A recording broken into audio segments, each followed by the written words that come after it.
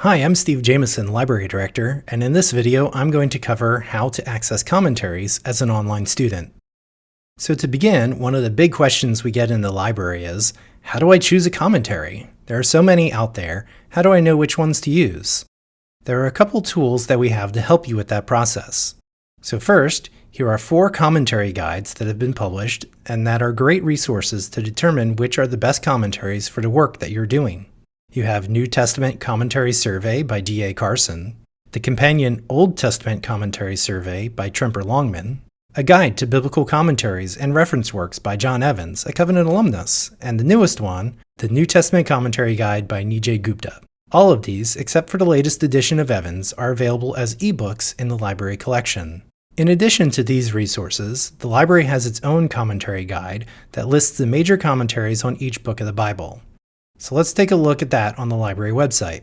Here I am on the library website, library.covenantseminary.edu, and I'm going to scroll down to the Featured Guide section. Here you see the guide for commentaries. I'll click on that, and that brings up a listing that I can navigate. So I might choose Pentateuch, and then go to Leviticus, and here's my guide. For online access, I can click on eBooks to see which are the major commentaries on Leviticus that the library has ebook access for.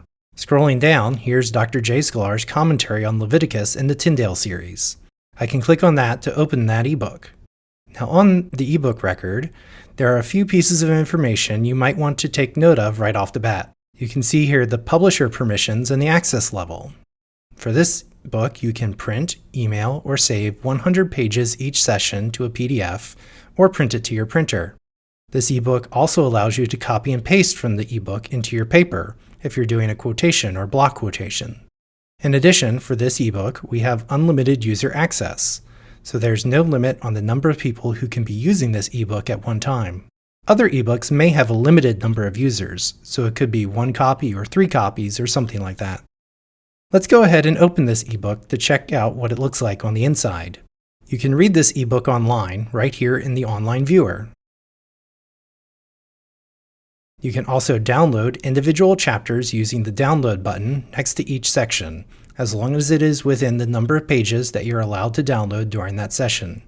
Lastly, you can get the full download. This allows you to check out and download the book for a limited period of time, guaranteeing your access for up to 2 weeks. Now to do that, you will need to create an EBSCO account, and you'll need to use special software to read those downloaded ebooks. You can see our library guide on downloading ebooks for more information, which is available on the library website.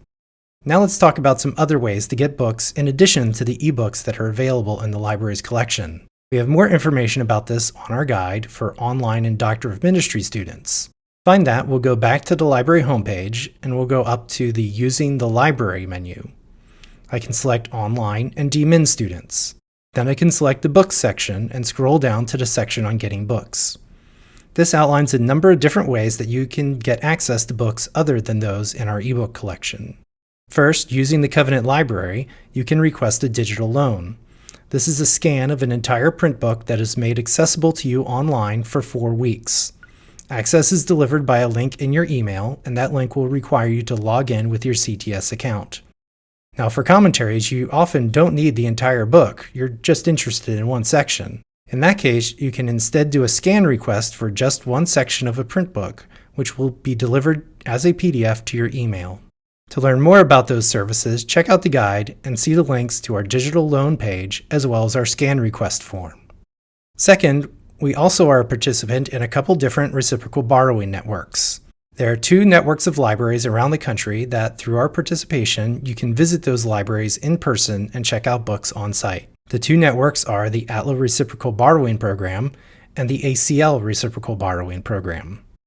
Again, there's more information in our guide that tells you more about those programs and provides maps so you can see if there is a library near you that participates.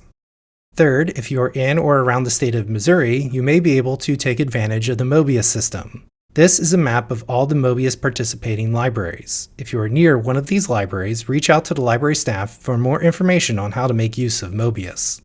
Finally, there is interlibrary loan through your local public library. Your local public library can get books for you from other libraries. This is often a free or low-cost service, but you do need to allow adequate time. We typically say to allow up to 2 weeks to get an interlibrary loan book. Some locations may quote different fulfillment times, so check with your library for details and procedures on how to request an interlibrary loan. Now, if you're in a hurry and you want to see what else the library has online in terms of commentaries on the book of the Bible that you're working with, our commentary guide can help you out there as well. As you scroll down through the list of ebooks, there is a link at the bottom that will do a search in our main ebook collection for other commentaries on that book of the Bible. Now, another question we get is, what about study Bibles? Study Bibles are really useful resources, and they may have some commentary-like features that students sometimes want to reference in their papers. However, a study Bible is not considered an academic source, so it's not something you should generally cite in an academic paper. Instead, what you want to do is look at the list of contributors in the front to see who wrote the study notes on the book of the Bible that you're working with. In the ESV Study Bible, J. Sklar wrote the study notes on Leviticus. So the best option is to look at his commentary and go there to see if he makes a similar comment there that you can reference instead. That's all I have for you today on commentaries. If you have any questions, please reach out to the library staff.